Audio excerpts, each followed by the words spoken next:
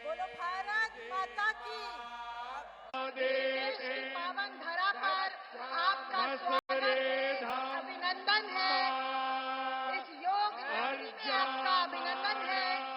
अभिनंदन है आपका माँ गंगा की इस नगरी में। अभिनंदन है आपका ऋषि मुनियों की तपोभूमि में। अभिनंदन है आपका हिमालय के इस प्रवेश द्वार में।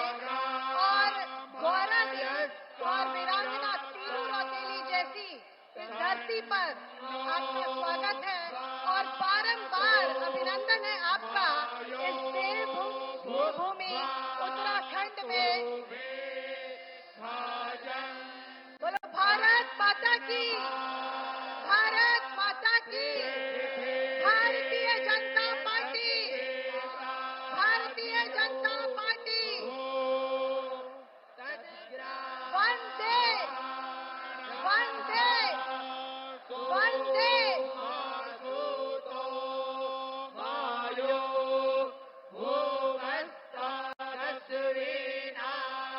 मोदी जी का इस योग नगरी में स्वागत है। और सबसे प्रथम मैं माननीय मुख्यमंत्री जी श्री पुष्कर सिंह धामी जी से अनुरोध करूंगी कि वो आदरणीय प्रधानमंत्री जी का स्वागत करें। हुड़का और पुष्प कुछ देकर। हुड़का जो उत्तराखंड के कारीगरों द्वारा बनाया गया है, हमारा वाद्य यंत्र है, सांस्कृतिक प्रतीक है उत्तराखंड का। बहुत से प्राचीन समय से हमारे अनुष्ठानों में इसे बजाया जाता है। ऐसा हुड़का प्रधानमंत्री जी को पेश करें। सभी लोग खड़े होकर प्रधानमंत्री जी का अभिवादन करें, ताली बजाकर उनका स्वागत करें।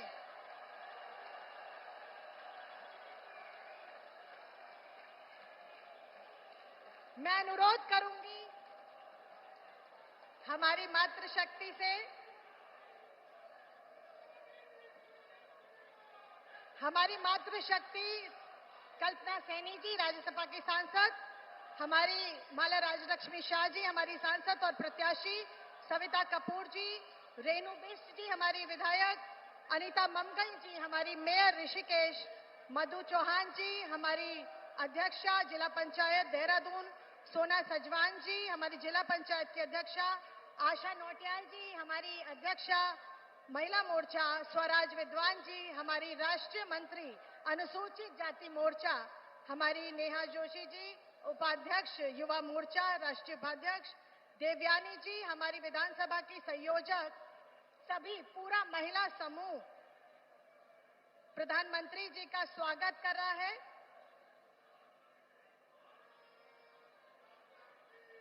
शक्ति स्वरूपा मनसा देवी जी का चित्र देकर और चुनरी उड़ाकर हमारी बहनों ने प्रधानमंत्री जी का स्वागत किया। आपका बहुत बहुत धन्यवाद। इस श्रृंखला में मैं आमंत्रित करती हूं हमारी सांसद टिहरी लोकसभा की आदरणीय श्रीमती राजलक्ष्मी शाह जी से कि वो प्रधानमंत्री जी का स्वागत प्रतीक चिन्ह देकर भेज करके करें। मैं आमंत्रित करती हूं गढ़वाल लोकसभा क्षेत्र से प्रत्याशी अनिल बलूनी जी से कि वो घास का एक चित्र देकर, जो यहाँ का लोक पर्व है उत्तराखंड का, उसको देकर प्रधानमंत्री जी का अभिनंदन करें। मैं अनुरोध करूंगी हमारे प्रत्याशी हरिद्वार और पूर्व मुख्यमंत्री आदरणीय त्रिवेंद्र सिंह रावत जी से कि वो मां गंगा का प्रतीक चिन्ह देकर प्रधानमंत्री जी का स्वागत अभिवादन करें।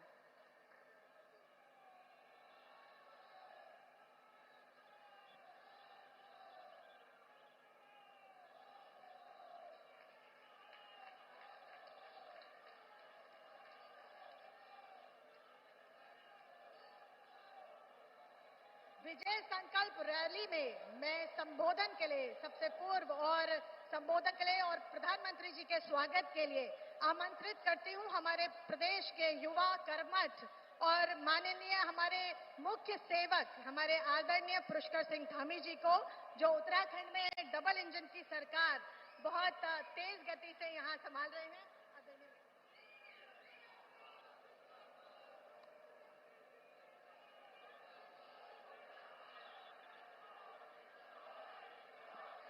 भारत माता की, भारत माता की, गंगा मैया की, गंगा मैया की। स्वागत है भाई, स्वागत है, स्वागत है भाई, स्वागत है। विजय संकल्प रैली में, जिसमें पूरे उत्तराखंड और विशेषकर 3 लोकसभा क्षेत्र हमारे हरिद्वार, पौड़ी और टिहरी गढ़वाल से आए हुए इस महाजन समुद्र में हम सबके बीच में आज जिनको सुनने के लिए, जिनसे मिलने के लिए हम सब इतनी बड़ी संख्या में आए हैं, मंच पर आसीन विश्व के सर्वाधिक लोकप्रिय नेता, हमारे देश के यशस्वी प्रधानमंत्री आदरणीय नरेंद्र मोदी जी, मंच पर आसीन पूर्व मुख्यमंत्री आदरणीय रमेश पोखरियाल निशंक जी, पूर्व मुख्यमंत्री आदरणीय विजय बहुगुणा जी, पूर्व मुख्यमंत्री आदरणीय तीरथ सिंह रावत जी और हरिद्वार लोकसभा क्षेत्र के प्रत्याशी और पूर्व मुख्यमंत्री आदरणीय त्रिवेंद्र सिंह रावत जी, गढ़वाल लोकसभा क्षेत्र के, पौड़ी गढ़वाल लोकसभा क्षेत्र के भाई अनिल बलूनी जी, टिहरी गढ़वाल क्षेत्र की प्रत्याशी श्रीमती माला राज्य लक्ष्मी शाह जी एवं मंच पर आसीन सभी हमारे आदरणीय मंत्रीगण, आदरणीय सांसदगण, आदरणीय विधायकगण, हमारी पार्टी के सभी पदाधिकारीगण और कोने कोने से आए हुए हमारे सभी भाइयों एवं बहनों, मैं विश्व के मानचित्र पर भारत का मान बढ़ाने वाले जगत गुरु शंकराचार्य की भांति भारत को एक सूत्र में पिरोने वाले बाबा केदार के अनन्य भक्त राष्ट्र ऋषि आदरणीय प्रधानमंत्री नरेंद्र मोदी जी का मैं योग नगरी ऋषिकेश आगमन पर आप सबकी तरफ से हार्दिक स्वागत करता हूं, हार्दिक अभिनंदन करता हूं। भाइयों बहनों, आज चैत्र नवरात्रि की तृतीया तिथि को मां चंद्रघंटा की स्तुति हम सब करते हैं। ऐसे पावन दिन देश को बेटी बचाओ बेटी पढ़ाओ का मंत्र देने वाले आदरणीय प्रधानमंत्री जी का सानिध्य हम सबको प्राप्त हो रहा है, जो हम सब के लिए बहुत ही गर्व की बात है। मैं इसलिए भी कह रहा हूं, यह इसलिए भी महत्वपूर्ण है कि आदरणीय प्रधानमंत्री जी की प्रेरणा से हमने पूरे प्रदेश के अंदर नारी शक्ति के बंधन के उत्सव आयोजित किए थे और इसके माध्यम से हम हर एक मातृशक्ति के साथ पूरे प्रदेश के 13 जनपदों में सीधे संवाद करने का हमको अवसर प्राप्त हुआ था। भाइयों बहनों, हम सभी जानते हैं पिछले 10 वर्षों में आदरणीय प्रधानमंत्री मोदी जी ने जिस प्रकार से अपने जीवन का एक एक पल और एक एक क्षण भारत माता को आगे बढ़ाने में लगाया है, गरीब कल्याण के लिए लगाया है, पूरे देशवासियों को अपना परिवार मानकर रात दिन थके बिना, रुके बिना, हारे बिना लगातार उन्होंने काम किया है। उसके कारण से आज भारत नित नई ऊंचाइयों को छू रहा है। भाइयों बहनों, आज का नया भारत जहां आर्थिक रूप से समृद्ध हो रहा है, आत्मनिर्भर हो रहा है, वहीं सामरिक रूप से भी दृष्टि से भी अधिक सशक्त और सुरक्षित हो रहा है। भाइयों बहनों, आप सबको पता है आदरणीय प्रधानमंत्री जी के नेतृत्व वाली सरकार 2014 में बनने के बाद देश के अंदर अनेक ऐसे फैसले लिए गए। धारा 370 समाप्त हुई, देश के अंदर सीएए का कानून लाया गया और हमारे आराध्य देव भगवान श्री राम का भव्य और दिव्य मंदिर बनकर तैयार हो गया, उसकी प्राण प्रतिष्ठा भी हो गई। भाइयों बहनों, ऐसे काम हुए जिसकी शायद किसी ने कल्पना भी नहीं की होगी। हमारी राज्य सरकार भी आदरणीय प्रधानमंत्री जी के मार्गदर्शन में उत्तराखंड को देश का श्रेष्ठ राज्य बनाने के लिए काम कर रही है। आज जहां केंद्र सरकार की सहयोग से आदरणीय प्रधानमंत्री जी के मार्गदर्शन में इसी योग नगरी और हरिद्वार को मिलाकर हम आने वाले समय में जो हमने यहाँ ऋषिकेश और हरिद्वार को मिलाकर गंगा कॉरिडोर बनाने का संकल्प लिया है, वहीं दूसरी ओर आदरणीय प्रधानमंत्री जी के नेतृत्व में पहाड़ पर रेल पहुंचने का सपना इसी ऋषिकेश से कर्णप्रयाग तक के लिए बहुत तेजी से काम हो रहा है। हम सब आदरणीय प्रधानमंत्री जी का मैं आप सबकी तरफ से धन्यवाद करना चाहता हूं कि जब बड़े बड़े G20 जैसे कार्यक्रम, अंतर्राष्ट्रीय स्तर के कार्यक्रम हुआ करते थे, तो वो केवल कुछ ही स्थानों पर होते थे, बड़े बड़े शहरों में होकर समाप्त हो जाया करते थे। भाइयों बहनों, आदरणीय प्रधानमंत्री जी ने पूरे भारत के अंदर छोटे छोटे स्थानों पर G20 के प्रतिनिधियों को बुलाकर उनका आतिथ्य और स्वागत और उनको भारत की संस्कृति और सामर्थ्य से परिचित करवाने का काम किया। और हमें भी सौभाग्य मिला कि हमको एक नहीं, तीन बैठकें G20 की आयोजित करने का अवसर मिला। इसी ऋषिकेश और इसी नरेंद्र नगर और रामनगर में 3 बैठकें आयोजित हुई हैं। भाइयों बहनों, हम सभी जानते हैं कि आदरणीय प्रधानमंत्री जी का हमारे राज्य से विशेष लगाव है। भाइयों बहनों, आज जब चुनाव आ गया है तो बड़ा विचित्र है कि हम सबको गौरव प्राप्त हो गया। आदरणीय प्रधानमंत्री जी के नेतृत्व में जब हम विधानसभा के 2022 के चुनाव में गए थे, तो हमने प्रदेश की जनता के सामने ये संकल्प रखा था कि नई सरकार के गठन होते ही हम प्रदेश के अंदर समान नागरिक संहिता का विधेयक लाएंगे। भाइयों बहनों, वो संकल्प हमने पूरा किया है। दूसरी तरफ अभी कांग्रेस का घोषणा पत्र जारी हुआ है। हम एक तरफ यूसीसी की बात करते हैं और कांग्रेस पार्टी मुस्लिम पर्सनल लॉ की बात करती है। भाइयों बहनों, जिन पार्टियों ने अपने शासनकाल में देश को लूटने का काम किया है, आज जब उनसे जवाब मांगा जा रहा है तो तमाम तरह से आदरणीय प्रधानमंत्री जी को अनाप शनाप कहने का काम उनके द्वारा हो रहा है। भाइयों बहनों, हम सभी जानते हैं आज कुछ विपक्षी पार्टियां बौखलाकर जो उनके स्लीपर सेल हैं, वो स्लीपर सेलों को आगे कर रही हैं। हमको आज न उनके जातिवाद के चक्कर में आना है, न वर्गवाद के चक्कर में आना है। आज राष्ट्रश्री आदरणीय प्रधानमंत्री जी के नेतृत्व में एक भारत, कश्मीर से लेकर कन्याकुमारी तक, अटक से लेकर कटक तक, उत्तर से लेकर दक्षिण तक, आज विकास की गति को आगे बढ़ता हुआ दिख रहा है। भाइयों बहनों, पूरी दुनिया का सशक्त भारत बन रहा है। लेकिन देश आज आगे बढ़ चुका है, देश अब जाग चुका है, देश बदल चुका है। आज नया भारत अपने उज्जवल भविष्य के लिए सजग और संवेदनशील है।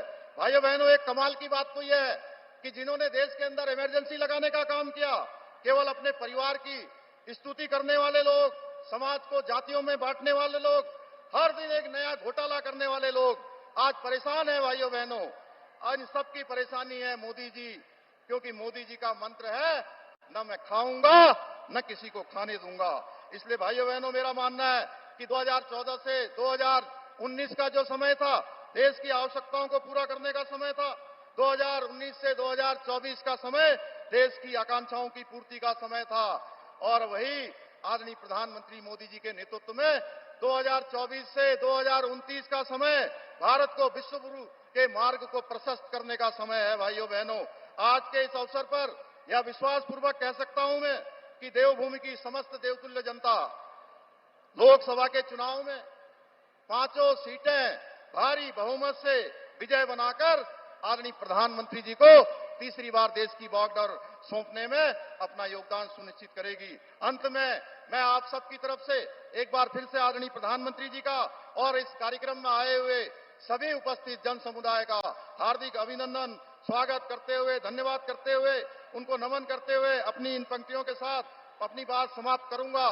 लक्ष्य अटल है, संकल्प प्रबल है, विकसित बनता देश सकल है, जन जन का विश्वास सबल है, वोट कमल है, वोट कमल है। बहुत बहुत धन्यवाद। जय हिंद, जय भारत, जय उत्तराखंड, भारत माता की। बोलो भारत माता की। मोदी जी को जय श्री राम। मोदी जी को जय श्री राम। धन्यवाद मुख्यमंत्री जी। मुख्यमंत्री जी ने अपना वक्तव्य हम सबके सामने रखा। अब मैं हमारे मंच पर संबोधन करने के लिए एक ऐसे व्यक्तित्व यहाँ उपस्थित हैं जो किसी के बेटे हैं तो किसी के भाई हैं, किसी के जीवन रक्षक हैं तो किसी के लिए अन्नदाता हैं, किसी माँ के बुढ़ापे का सहारा है तो किसी बहन को पक्की छत देने वाले हैं, जो सपने दिखाना जानते हैं और उन्हें पूरा करना भी जानते हैं, जिसकी गारंटी पर 140 करोड़ की संख्या भारतीयों को है भरोसा, जो अपने समर्पण, त्याग और राष्ट्र प्रथम के सिद्धांतों के प्रतीक हैं। ऐसे उत्तराखंड वासियों की तरफ से, जो उत्तराखंड वासियों के हृदय में बसते हैं, कण कण में बसते हैं, ऐसे हमारे सबके आदरणीय प्रेरणा के स्रोत प्रधानमंत्री जी को मैं आमंत्रित करना चाहूंगी कि वो अपना संबोधन हम सबके सामने रखें।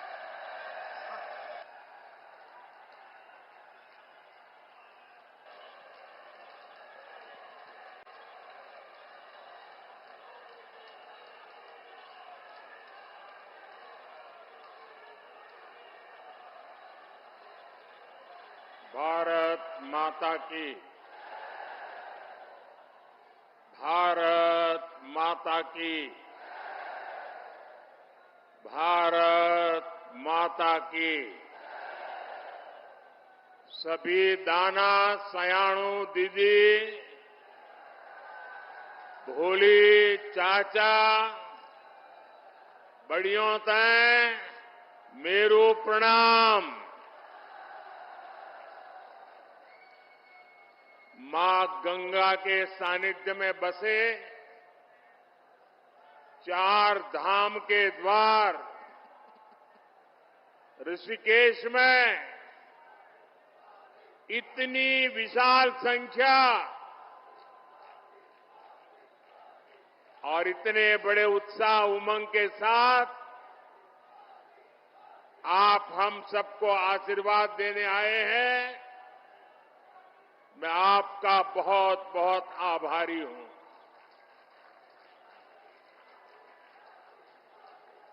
मैं उत्तराखंड आता हूं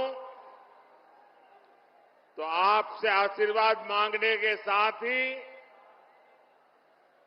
आप सभी परिवारजनों के साथ पुरानी यादें भी ताजा कर लेता हूं।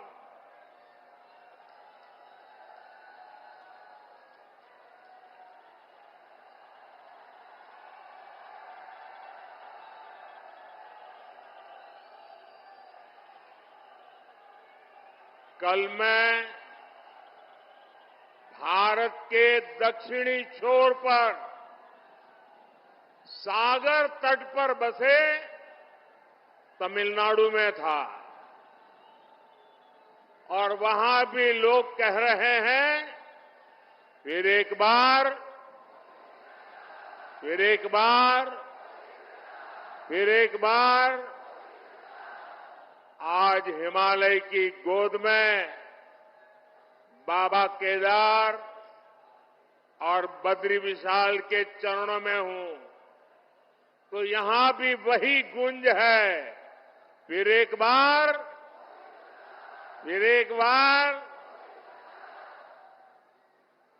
हमारे यहां उत्तराखंड में ये तो देवभूमि है, देवताओं का आह्वान करने की परंपरा है और हुड़का का नाद देवताओं का आह्वान करने में ऊर्जा देता है।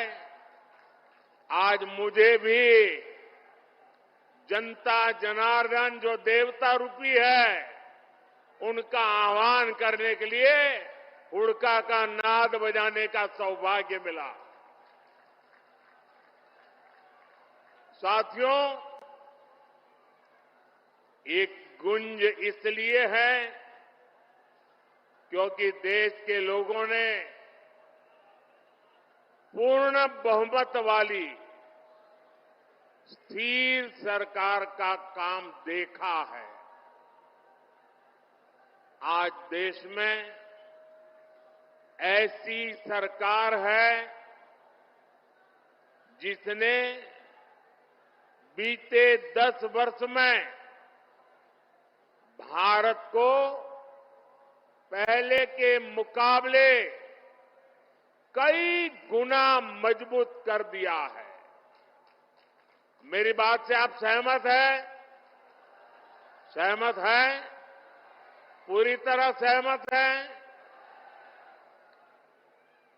जब जब देश में कमजोर और अस्थिर सरकार रही है तब तब दुश्मनों ने फायदा उठाया है। जब भारत में कमजोर और अस्थिर सरकारें थी तब भारत में आतंकवाद ने पैर पसारे। आज भारत में मोदी की मजबूत सरकार है, इसलिए आतंकवादियों को घर में घुसकर मारा जाता है।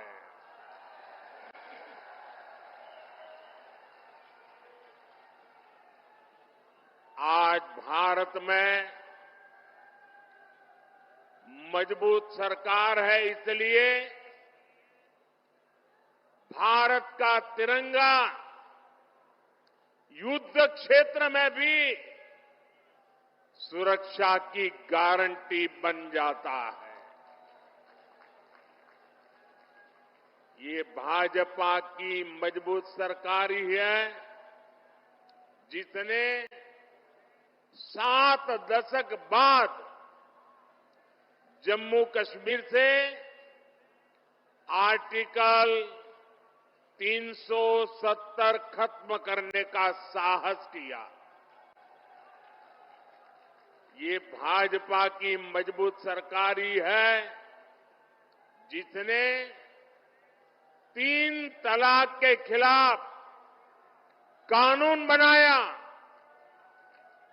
ये भाजपा की मजबूत सरकार है जिसने महिलाओं को लोकसभा विधानसभा में आरक्षण दिया। ये भाजपा की मजबूत सरकार ही है जिसने सामान्य वर्ग के गरीबों को भी 10% आरक्षण दिया।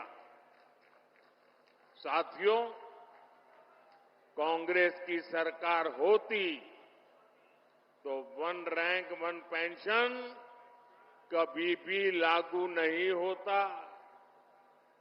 मोदी ने ये गारंटी दी थी और इसे पूरा करके दिखाया।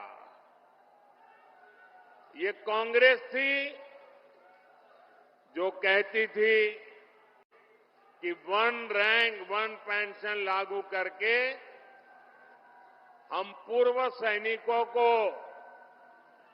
500 करोड़ रुपए देंगे। ये मोदी है जिसने 1 रैंक 1 पेंशन लागू करके पूर्व सैनिकों को 1 लाख करोड़ रुपए से ज्यादा उनके बैंक खाते में पहुंचा दिए हैं।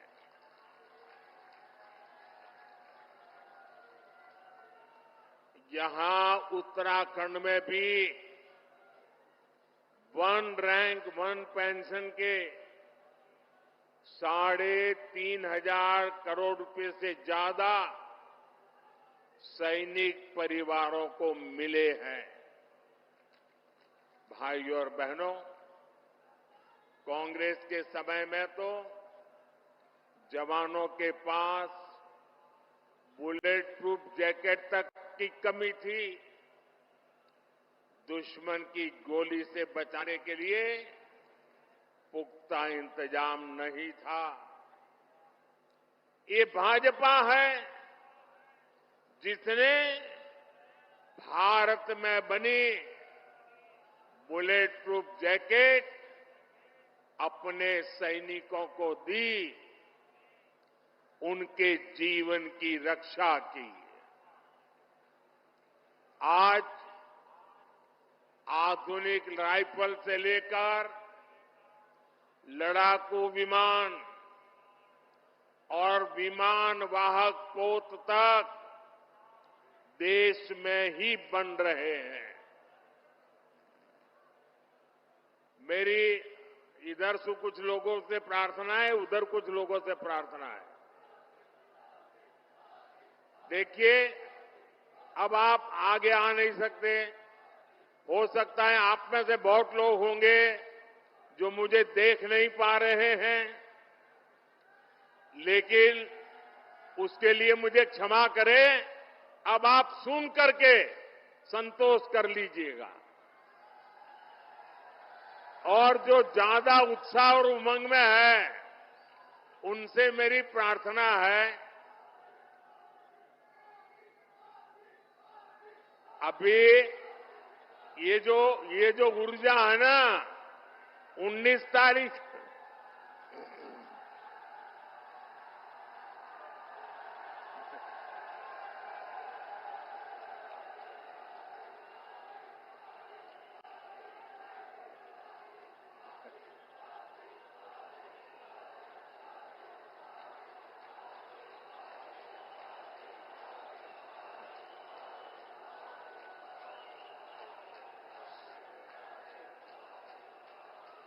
साथियों, ये जो ऊर्जा है ना, वो 19 तारीख तक हमें काम में लगाए रखनी है। सारी ऊर्जा आज बस खर्च कर दीजिए। आपका ये प्यार, आपका ये उत्साह मेरे सर आंखों पर है।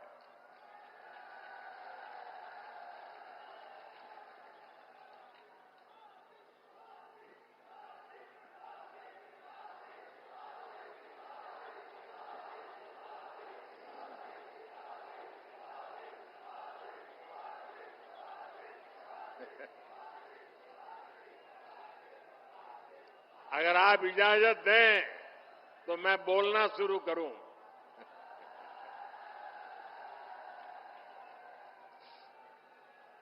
देखिए, उत्तराखंड वालों के लिए मैं आपका खुद का घर का हूं जी।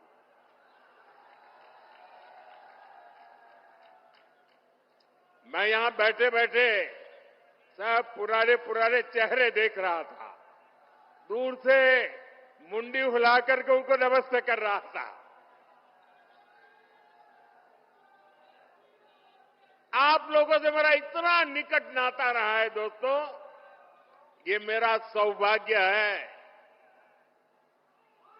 और मैं कभी भी उत्तराखंड के प्यार को जीवन में भूल नहीं सकता हूं जी।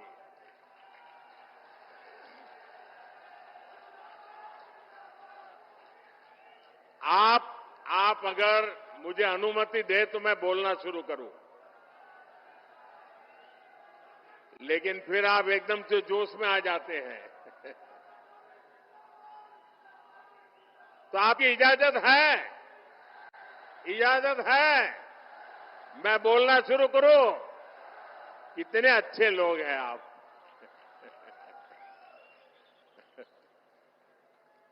देखिए साथियों, कांग्रेस की कमजोर सरकार सीमाओं पर आधुनिक इंफ्रास्ट्रक्चर नहीं बना पाई।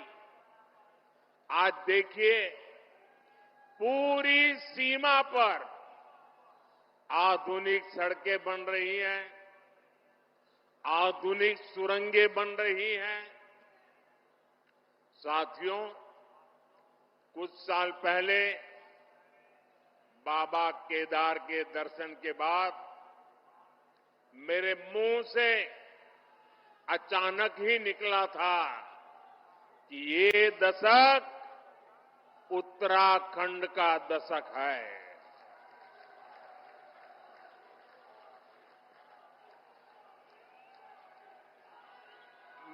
मुझे क्षमा कीजिए, आप शांत रहेंगे क्या? मुझे क्षमा कीजिए, आप शांत रहेंगे क्या? आप कहे तो मैं बोलना शुरू करूं भाई। आपका प्यार, आपका उत्साह मेरे सर आंखों पर, मैंने कहा ना, मैं आपके प्यार को कभी भूल नहीं सकता हूं। लेकिन मैं बोल ही ना पाऊं, इतना उत्साह करोगे तो इतने लोग हैं वो सुन नहीं पाएंगे। मुझे चिंता सबकी है, आपकी भी है। धन्यवाद भैया। हमारी सरकार उत्तराखंड के सामर्थ्य का लगातार विस्तार करने में जुटी है और इसमें बहुत बड़ी भूमिका पर्यटन की है, यात्रा की है, यात्रा धामों की है। ऋषिकेश तो आसपास के कई राज्यों के लिए, वहां के लोगों के लिए पर्यटन का सबसे महत्वपूर्ण केंद्र है। और एक जमाना था जब योग की पूरी दुनिया में धूम नहीं थी, तब भी दुनिया के कई देश के लोग जिज्ञासु के नाते योग के लिए ये हमारे ऋषिकेश आया करते थे। मुझे याद है, बहुत पुरानी घटना है, मैं एक बार यूएसए गया था। अब मुझे वो इतना इंटीरियर इलाके में मैं गया था कि मुझे कोई वेजिटेरियन खाना में तलाश रहा था। अब मुझे कहीं अता पता ही नहीं मिल रहा था इतने में एक छोटी सी दुकान में एक अमेरिकन नागरिक छोटी दुकान लेके बैठा हुआ था, लेकिन उसके गले में 3-4 रुद्राक्ष की मालाएं थी। तो मैं उसके पास चला गया, तो उसने भी नमस्ते करके मुझे मेरा स्वागत किया। फिर मैंने उसको मेरी कठिनाई बताई, तो उसने कहा आप चिंता मत कीजिए, मैं वेजिटेरियन हूं, मैं आपके लिए कोई प्रबंध करता हूं। और उसने मुझे अपने तरीके से कुछ वेजिटेरियन बना के खिलाया। और उस समय मेरी उससे बातें हुई कि आपने सब कहां से सीखा है ये माला वाला? तो बोले मैं बहुत सालों से ऋषिकेश जाता आता रहता हूं, बस उसी के कारण मेरी जिंदगी में ये बदलाव आया है। ये ताकत है इस भूमि की, ये सामर्थ्य है इस भूमि का। भाइयों बहनों, पर्यटन के क्षेत्र में कोई ऐसा एडवेंचर टूरिज्म हो तो हमारा उत्तराखंड है। राफ्टिंग करना हो, युवाओं को यहां है। कैंपिंग करना हो, दिलचस्पी अगर उसमें है तो यहां पर है। या फिर आध्यात्म और योग में रुचि रखने वाले व्यक्ति हो, ऋषिकेश आकर हर कोई आनंद से भर जाता है। भाजपा सरकार उत्तराखंड के पर्यटन को बढ़ावा देकर रोजगार के नए अवसर तैयार कर रही है। इसके लिए हमारा फोकस इस बात पर है कि देश के किसी भी हिस्से से पर्यटकों के लिए उत्तराखंड के कोने कोने तक पहुंचना आसान होना चाहिए। इसलिए हम देवभूमि में रोडवेज, रेलवेज, एयरवेज की लगातार सुविधा बढ़ाते जा रहे हैं। यहां ऋषिकेश कर्णप्रयाग रेलवे लाइन पर तेजी से काम चल रहा है। दिल्ली से देहरादून की दूरी भी सिमट रही है। उत्तराखंड के जिन सीमावर्ती गांवों को कांग्रेस अंतिम गांव कहती थी, भाजपा उन्हें देश का पहला गांव मानकर विकास कर रही है। आपने देखा होगा, मानस खंड के तीर्थ स्थानों जैसे आदि कैलाश, ओम पर्वत दर्शन के लिए हेलीकॉप्टर सेवाएं शुरू हो गई है। यमुनोत्री, केदारनाथ और हेमकुंड साहब में रोपवे बनने से बहुत सुविधा हो जाएगी। सड़क के रास्ते जो दूरी तय करने में कई घंटे लगते थे, उसे कुछ ही समय में पूरा कर लिया जाएगा। 4 धाम परियोजना के तहत केदारनाथ, बद्रीनाथ, गंगोत्री और यमुनोत्री को लगभग 900 किलोमीटर लंबे हाईवे से जोड़ा जा रहा है। इन सब प्रयासों से श्रद्धालुओं को उत्तराखंड पहुंचने में काफी आसानी हो जाएगी। ये इसलिए हो रहा क्योंकि भाजपा की नीयत सही है, और जब नीयत सही होती है तो नतीजे भी सही मिलते हैं। साथियों, 2027 तक केदारनाथ में 1 साल के भीतर करीब 5 लाख श्रद्धालुओं को पहुंचने का रिकॉर्ड था। पिछले वर्ष करीब 20 लाख यात्री केदारनाथ के दर्शन के लिए आए। अगर पूरी 4 धाम यात्रा की बात करें तो पिछले वर्ष 55 लाख से ज्यादा श्रद्धालुओं ने उत्तराखंड की यात्रा की। पिछले वर्ष ही मैंने मानस खंड में आदि कैलाश और ओम पर्वत की यात्रा की थी। लोगों को हिमालय में स्थित ऐसी अलौकिक जगह को देखने का अवसर मिला, तब वहां भी सैकड़ों यात्री पहुंचने लगे हैं। पर्यटन का ये विस्तार सिर्फ एक सेक्टर का विस्तार नहीं है। पर्यटन बढ़ने का मतलब है रोजगार के ज्यादा से ज्यादा अवसर। साथियों, उत्तराखंड में हो रहे इस विकास ने अब पलायन की खबरों को बीते दिन की बात बता दिया है। अब उत्तराखंड के स्टार्टअप की खबरें आती हैं।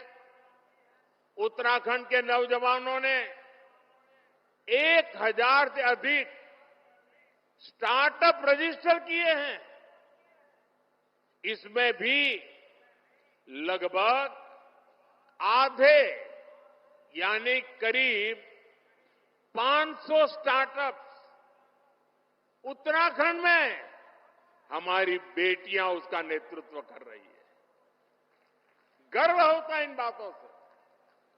मुद्रा योजना से लाखों नौजवानों को बिना गारंटी के ऋण मिले हैं।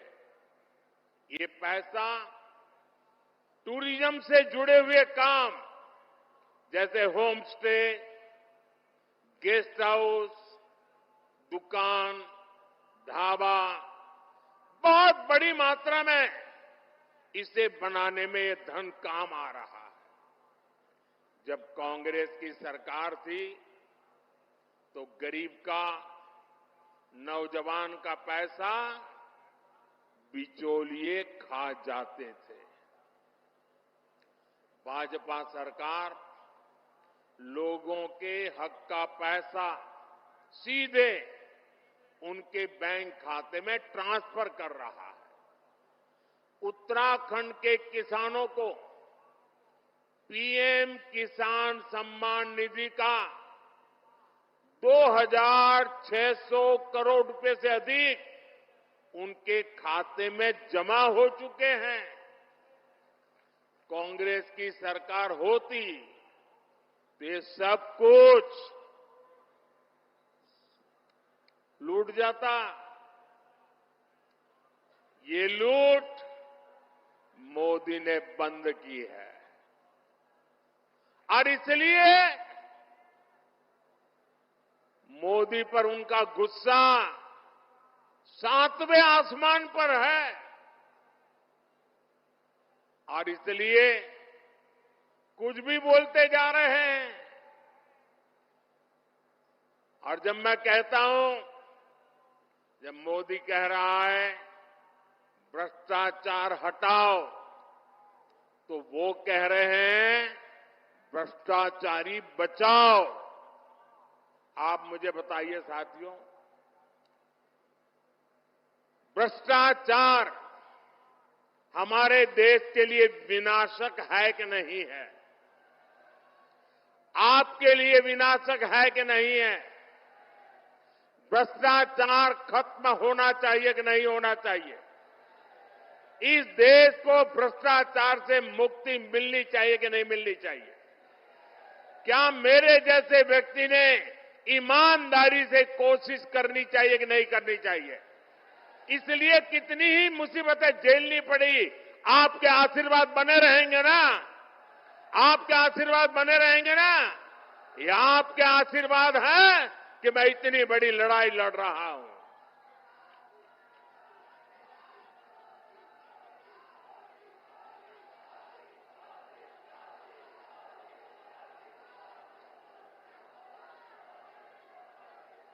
साथियों, कांग्रेस के नेताओं के लिए तो पहले दिल्ली का शाही परिवार और फिर खुद का परिवार, यही सब कुछ कांग्रेस की परंपरा में है।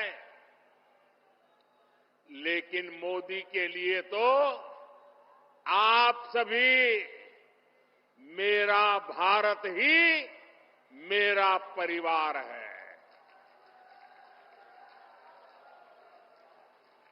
भाइयों बहनों,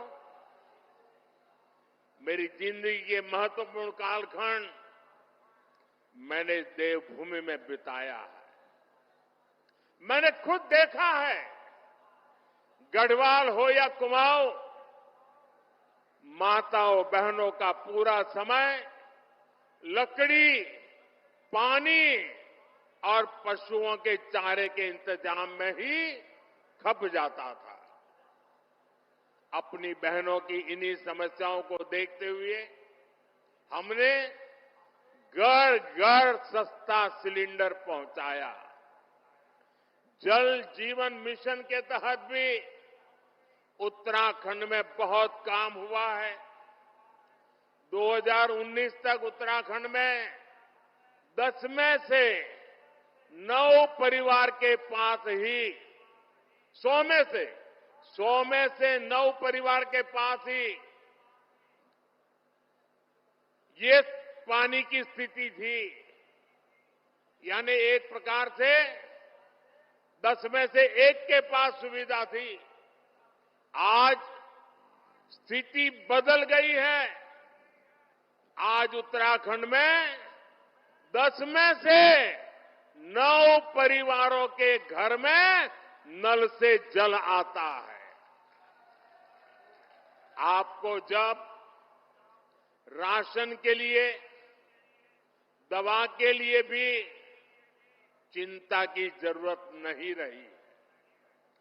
आने वाले 5 साल तक मुफ्त राशन मिलता रहेगा। अस्पताल में मुफ्त इलाज मिलता रहेगा। यहां उत्तराखंड को एम्स की सुविधा मिली है। गांव-गांव अच्छे अस्पताल, आयुष्मान आरोग्य मंदिर बन रहे हैं।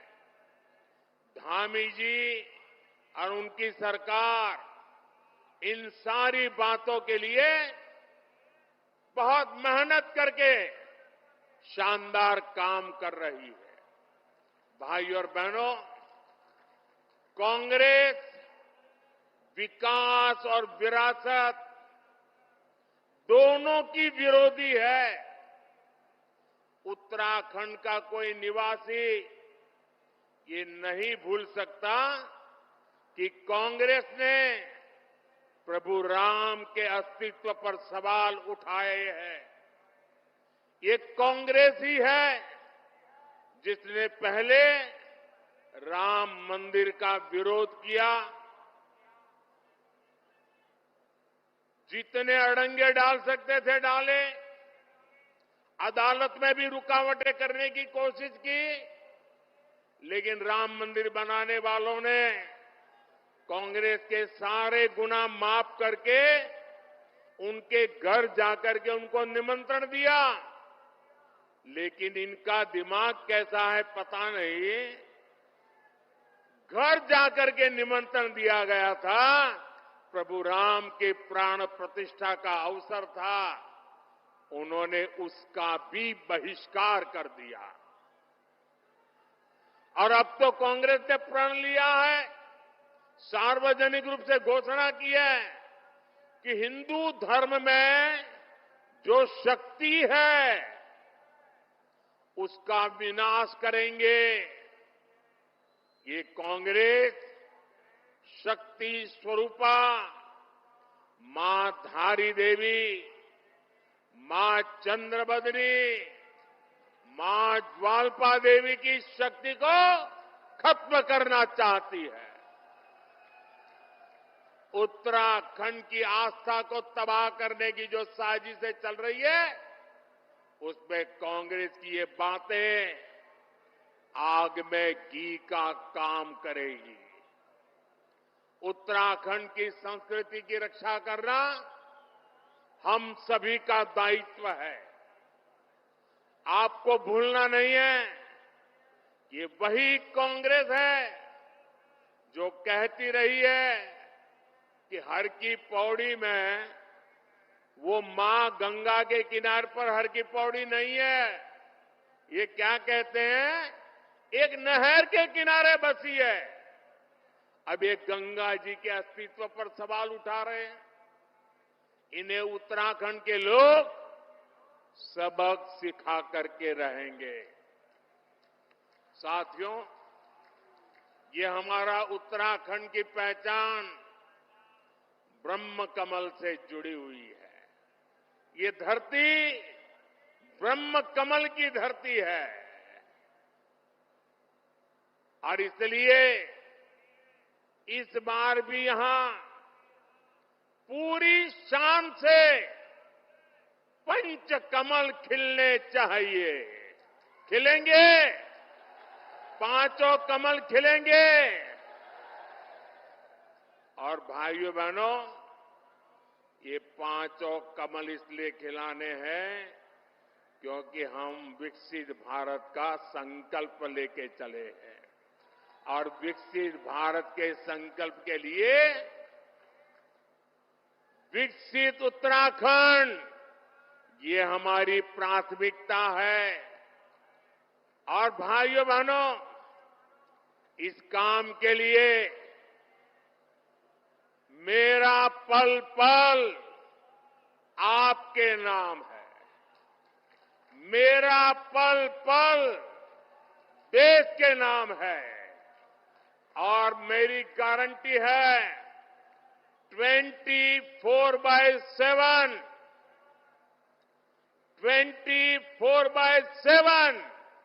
फॉर 2047 ये मोदी का आपको गारंटी है।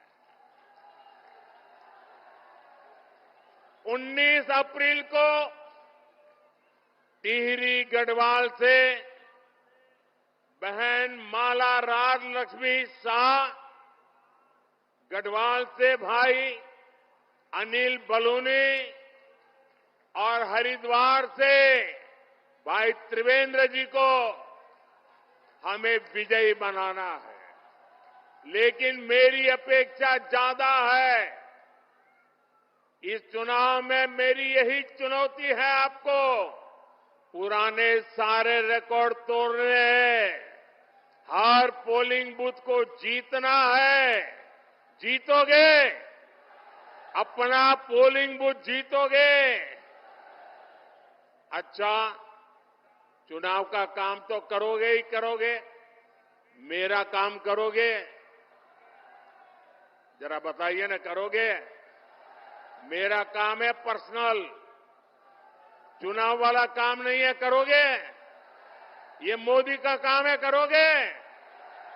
देखिए, हमारे यहां देवताओं का महिमा होता है और ये नवरात्रि का पर्व चल रहा है। रामनवमी भी आने वाली है। मेरा एक काम करोगे? गांव-गांव जाकर के सभी देवताओं के सामने मेरी तरफ से माथा नमा करके प्रणाम करना है। करोगे? दूसरा काम, घर घर जाना है और हर घर जाकर के सभी बड़े बुजुर्गों को कहना है कि मोदी जी ऋषिकेश आए थे और मोदी जी ने आपको प्रणाम भेजा है, राम राम कहा है। ये मेरा राम राम पहुंचाओगे? मेरा प्रणाम पहुंचाओगे? जब घर घर जाकर के माता बहनों बुजुर्गों को मेरा प्रणाम कहोगे तो वो मुझे आशीर्वाद देंगे और वो आशीर्वाद मेरे लिए ऊर्जा है, मां भारती की सेवा करने की ऊर्जा है। वो आशीर्वाद आपके लिए जीने की, आपके लिए जूझने की, आपके लिए जीवन खपाने की बहुत बड़ी प्रेरणा है। और इसलिए घर घर जाकर जरूर बताइए मोदी ऋषिकेश आए थे और आपको राम राम कहा है। कहोगे? कहोगे? अपने मोबाइल की फ्लैश लाइट चालू करके इस बात को आप जरा अनुमोदन दीजिए। हर एक के मोबाइल की फ्लैश लाइट चालू कीजिए। हर किसी के मोबाइल की फ्लैश लाइट चालू कीजिए। हर किसी के मोबाइल की फ्लैश लाइट चालू कीजिए। आप सब घर घर जाएंगे, मेरा राम राम पहुंचाएंगे। 19 तारीख को गर्मी कितनी क्यों न मतदान कराएंगे, हर बूथ को जीतेंगे। मेरे साथ बोलिए, भारत माता की, भारत माता की, भारत माता की। बहुत बहुत धन्यवाद।